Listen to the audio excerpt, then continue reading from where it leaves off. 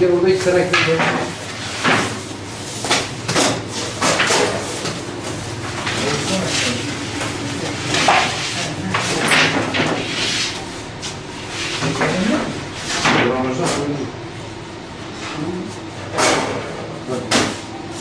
Kaç mı?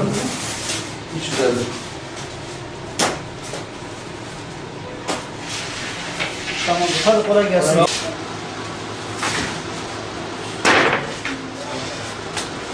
Bırak da evet, hiç zor tutuyor.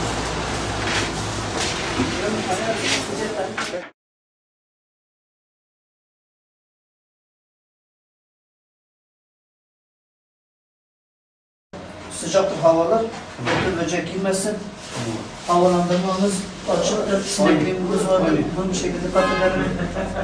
Zemin işledikten sonra zeminimizi sürekli paspaslıyoruz, temizliyoruz, yıkıyoruz. Tamam mı? Bunlarımıza sıkıntı yok. Genel olarak temiz, güzel. Bu kuraklıklar nereden daha güzel olsun. Tamam mı?